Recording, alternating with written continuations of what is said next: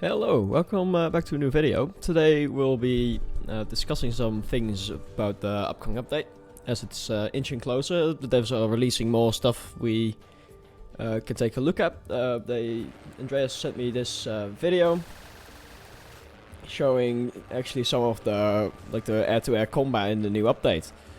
You can really take a good look at how the aim assist and stuff works. You can see new particle effects when you hit someone.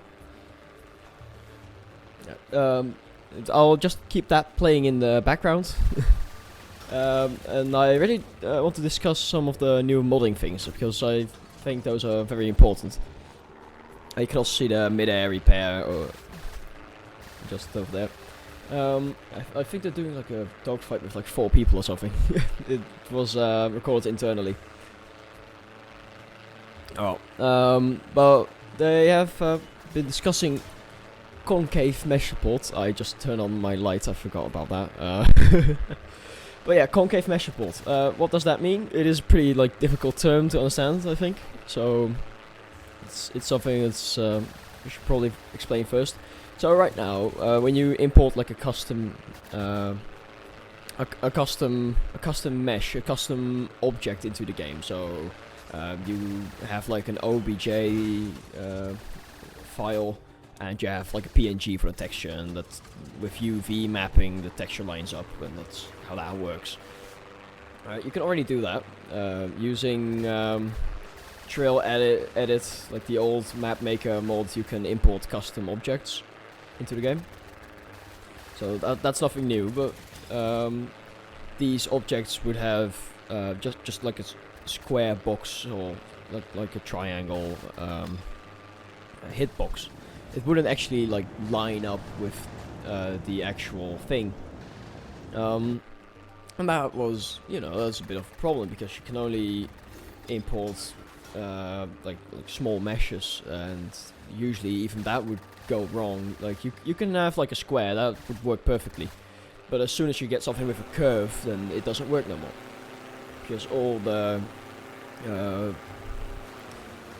hitbox is just made out of vertices basically. It's kind of difficult, but hitboxes would not line up, and it would be like a whole problem. So this new feature change makes sure that it does work, and this means that we can upload much bigger models, and people have actually been importing entire maps from Mario Kart Wii, which did bring up some nostalgia, which I think that's very cool, of course. And something else that I really want to do when this update goes live, because I think I want to do it like with an entire dedicated video, is reinstall Blender. I used to do some stuff with Blender, but and get that plugin where you can have where you use NASA height maps. So you'll basically have like a height map. It's just it's just a height map. Google what a height map. I'll put like a picture up on the screen of a height map, and it will project a texture of just I think it's just by Google, like Google Maps texture. So you'll have a like train that looks very good. Of course, 1 pixel would be 0.3 square meters, so it's not perfect by any means. It's going to be far from perfect, but from a distance it's going to look very realistic. It's going to look like, actual real-life train, and that's not something we've really had in Trailmakers so far. The only thing that comes close to it is the thing Terrasol made with DLL modding, which is against the terms of service, so you shouldn't do that. It's also something that cannot be discussed in the normal Discord server, because they want to keep people from doing it. Understandably so, because it's been abused in the past. But yeah, that's a whole different can of worms. Yeah, this would allow this kind of stuff without it being an actual problem, which is huge. It's going to make a huge difference. It's very good. Yeah, I've already seen several videos of like GIFs and screenshots of people importing entire maps, like from Mario Kart, and it works. It looks very good. I haven't tried the blender thing yet, and I might have to still cut up the models a bit because it might still have some problems. But I haven't tested it, of course. But we'll see how that goes. It does definitely sound very interesting, and I am really looking forward to experimenting with it. Alright, here we can see in some more detail what kind of things they are doing. Let's also check out that in a minute. So, new aiming mechanic. That's something I've also been talking about here. Yeah, it's just like we already saw it in the video, but the guns will kind of aim automatically for you. It's not perfect, so it still takes some skill. You can't just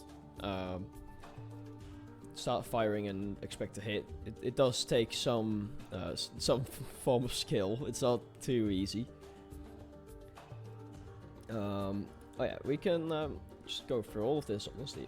We've already seen this in the previous video with the entire map, and it's from experience, it's pretty big. It's really big. It takes quite a while to go from here to here. It probably takes like, well, it depends on how fast your craft is, of course, but it can take like 5 minutes. It takes quite a while. The air pirates and chirpos is something that they have been talking about too. Air balloons, speeders, flag cannons, dogfighters, pirate blimps, bases. You know, these are like pretty much all the enemies. I think there's a few kind. They do mention like the stronger one here, which has one of these. These are actually like super cool. You fly past them, they shoot at you, exploding in the air, like very cool. Yeah, that's about all the interesting things. These the rest is like fairly straightforward, I think. So you go ahead and you do missions for like the chirpos, right? And those chirpos will then give you items to use on your plane or car. There are some areas where car is also useful. As you can see, there's no actual water on the map. It's all like with clouds. It's quite interesting. It's quite creative. Ancient Legends plays like a very big role, as it says here. Those attackers have set up a powerful energy shield protecting their mothership. They said that only a secret weapon of Ancient Legends can destroy it. And every villager has a mayor, which gives you a slice of the ancient weapon. Here's also some very interesting things in the new update.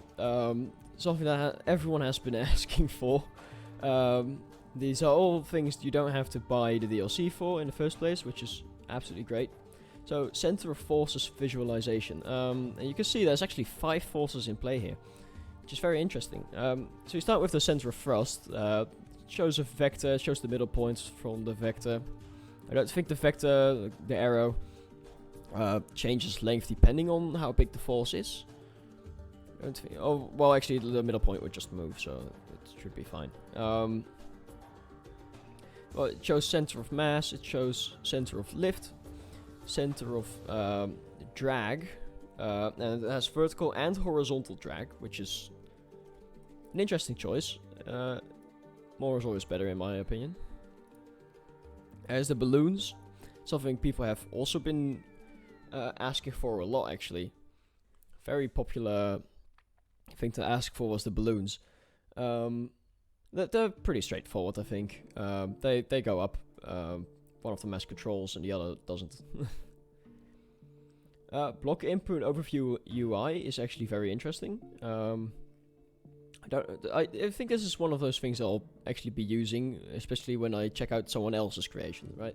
Because for my own creations, I understand how my own stuff works, but someone else's stuff is more complex. And then if I want to make like a change, then this will actually come in handy, I think. So the camera block is huge. The camera block is absolutely amazing.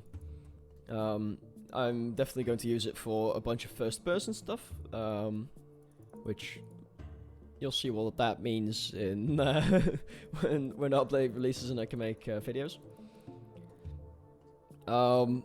Yeah, it's very cool. It's got a lot of customizability. It's pretty much exactly what I would have wanted from a camera block. So, auto aiming, we already discussed that. The new weapons. Guns! Because they're anything but mini, yeah, that is how they work. So, what are these? The rocket launcher is just, it shoots a rocket. It does what it says, does it as advertised. I think it's pretty similar to the tank cannon. It's not the same because it has like a trail. It looks very cool. But yeah, it has similar characteristics. The minigun is just very fast firing, right? It's actually very useful. I'm probably going to put one on most of my jets because it just makes sense, right? And it's a single part. It doesn't take too much complexity. Where if I would have had like 8 tiny cannons or something, that would take much more space. Well, not that much more space, but much more complexity at least. And a bomb bay, which is, I don't know, I think that's like a pretty highly requested block, right? Oh yeah, you click the button, it drops bombs. That's what it does. Pretty straightforward too. These are very cool. The wings and fins, they make a bunch of stuff possible, which wasn't possible earlier, which is very good. I really like these. They do take quite a bit of complexity because they take the same as a hinge, I think. So for like big ailerons, big flaps, then it's not that amazing. I'd say then I will still use hinges because it's just complexity wise better. But for especially like for smaller planes, and they do look very nice in game. Yeah, they're going to be super useful. Yeah, I think that's pretty much all that is coming in the next update. Yeah, I'm very excited to see where it's going. Also, let me know whether I should do like a playthrough of the new campaign, if anyone is interested in that. I don't know. I have played through a very good part of it, but yeah, I'll gladly play through it again, especially because it's plane related, right? Yeah, I could also stream it if anyone is interested in that. Yeah, let me know. I'll keep up with the comments this time. That's going to be it for this video. I hope to see you guys in the next one. I'm sorry it's been a while since I've recorded, just been a bit busy. Well, I'll try, especially when the update releases, I'll try and do a bunch of videos. I'm very much looking forward to doing that. I'll be doing a bunch of multiplayer stuff, which if you would like to join me in that, then you can join the Discord server with the link in the description. And that's going to be it. Goodbye.